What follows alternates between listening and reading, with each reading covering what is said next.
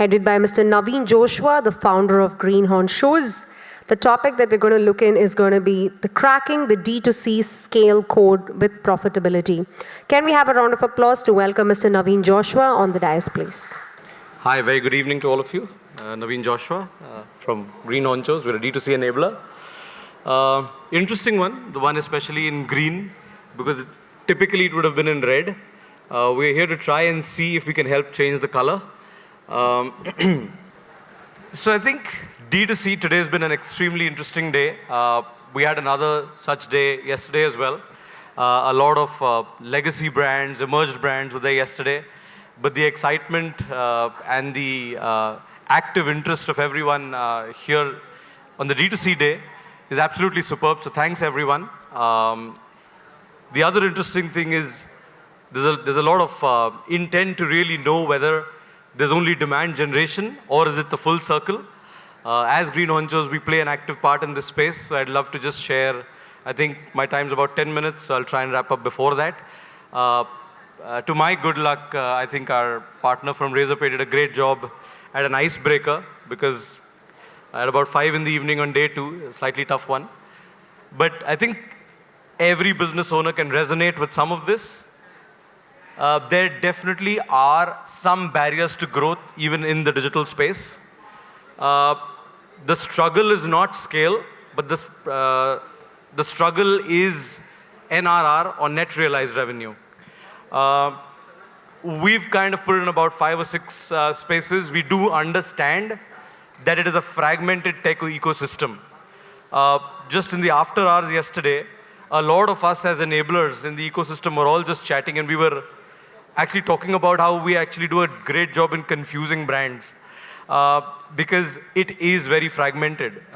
Just as a case and example, we actually met a brand that was using similar competing products on the same tech stack, and they were just using half of both rather than full of one, because that's how fragmented it is, and money goes out to everyone. High cost of acquisition.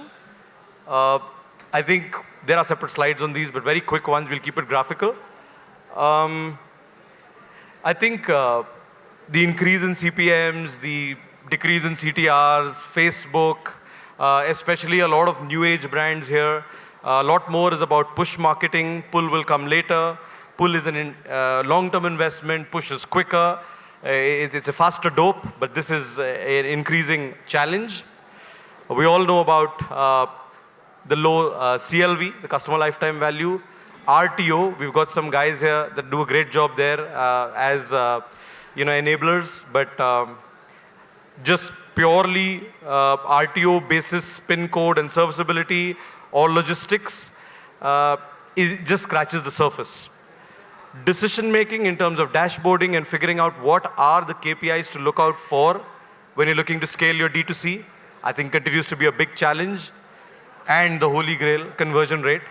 I do believe that when you look at conversion rate, it may be a slightly lopsided metric, because you need to look at all the funnel metrics. But yes, the end goal is conversion. So I just have 3 or 4 slides with visuals so that everyone can keep their eyes open for a bit.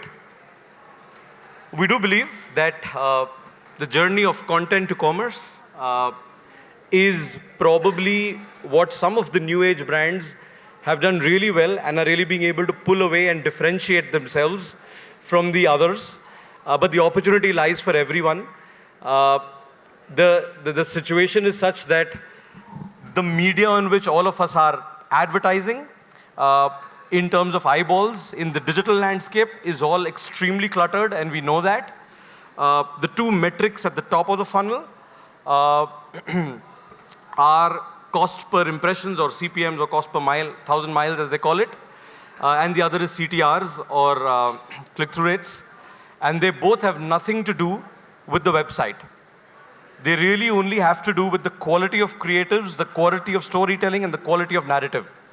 So, and obviously your targeting, etc., which is still at the absolute top of the funnel. We believe that brands, and you would also be able to think through that brands that have a story to tell are the ones that have higher CTRs and lower CPMs.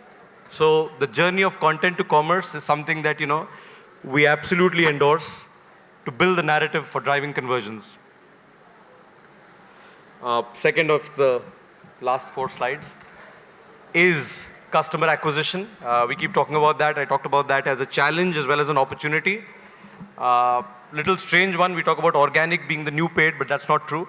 What we just mean to say is that the over-dependency on Facebook ads, Google ads, and I do say that with a pinch of salt, and I also hear the pain of a lot of brands when they figured out that the CACs have absolutely increased manifold quarter on quarter, and there's no other way to sustain the top line but to keep putting in money.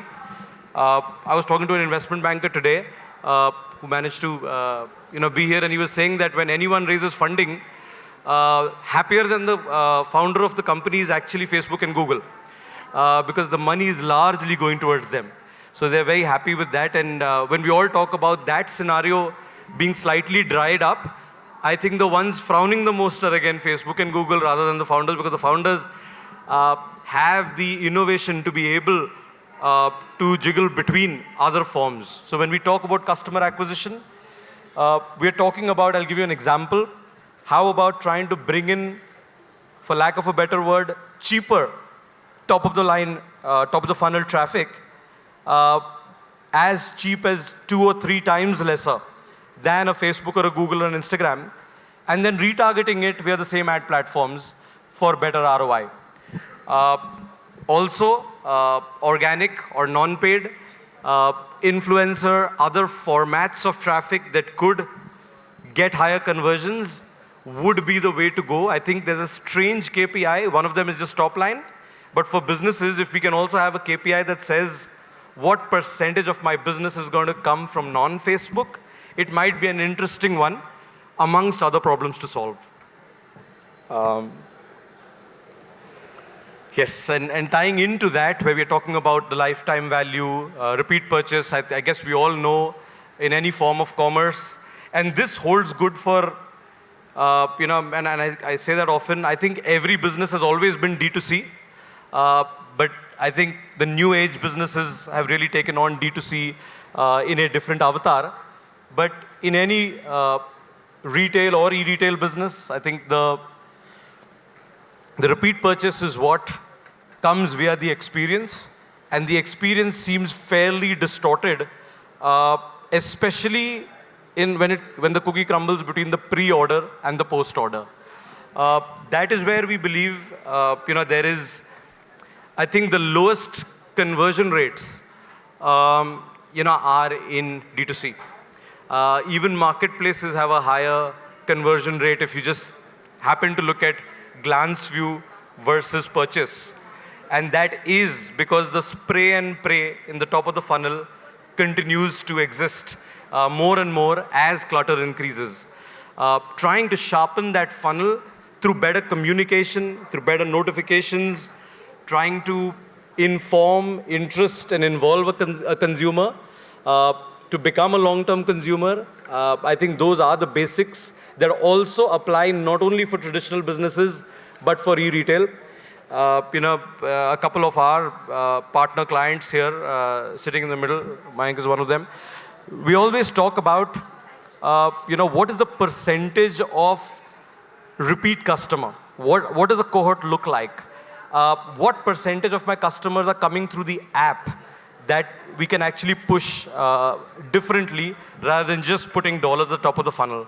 All of them are actually part of enhancing the ecosystem 360 of consumer experience. So, last couple of slides. Yeah, profitability is the white elephant in the room. It's not white, but just looked better. And Shutterstock had this one. But I think one of the biggest challenges that even in the marketplace business, and I'm completely talking from the digital side of it, that's what today's session's for, is that the lag indicators are much more than the lead indicators. Whereas on the D2C side, you actually have much more real-time information, whether it is for payment collection, whether it is for logistics, whether it is for in-transit, pretty much in sometimes a 2-day cycle to a 7-day cycle, you probably have the opportunity to get everything reconciled. However, the dashboards aren't great. When we started working with certain brands that were scaling up to thousands of orders a day, we realized that the brand or the product already had that salience, either through offline or through marketplaces. So scale was not even the issue. They would even be able to do 10,000 orders a day. And that's a significant for an own D2C. The challenge largely was to figure out in the KPI dashboard whether it's a profitable sale or not. And that, I believe, we're talking about as the lead indicators versus the lag indicators. Some things like how can, if possible, how can the percentage of prepaid increase? How can the RTO come down by a notch? I think a lot of us are trying to actually work on larger data sciences or data warehouses where we are able to share network-related information, not just location or PIN code-related information, but just customer-related non-identifiable information saying, during the course of the purchase, this customer will only have a particular payment type to be able to pay with, or particular PIN codes from which it could be serviceable. So I think trying to tie the pre-order with the post-order is what results in higher net ROI rather than a gross ROI. And it's probably the last slide here. We do believe that the MarTech ecosystem is here to stay. A better converting cart, a better checkout, the core web vitals are now the new benchmark or standard in terms of the algorithm and how input funnel metrics like bounce rates, etc., can keep dropping, and that every bit of efficiency results in a higher ROAS or conversion. We also believe that the headless architecture is the way to go.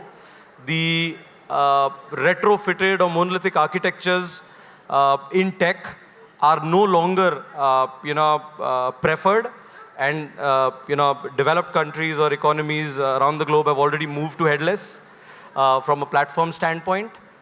We talked a lot about customer experience, and our bet is placed around data warehousing, using ML and AI in actually pretty much in our next release coming up with what we'll be able to empower with dashboards, as well as giving input metrics where a business owner will be able to say, here is what your predictive ROAS is going to be.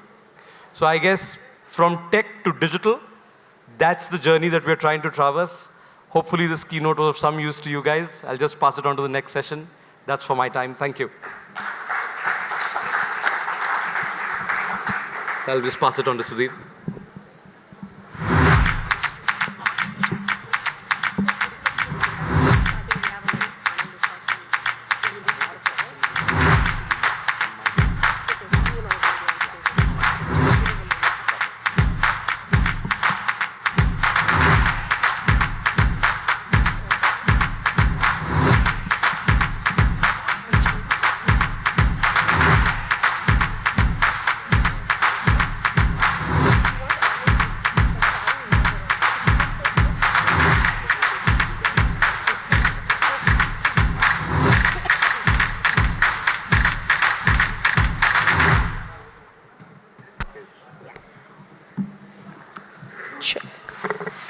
Thank you so much. I request Mr. Lokesh ji to kindly join us onto the dais to honor.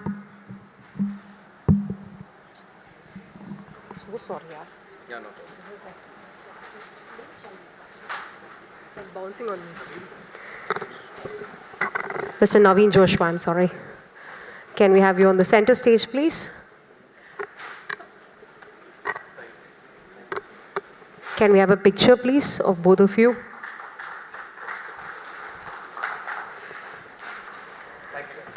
Thank you. Thank you so much.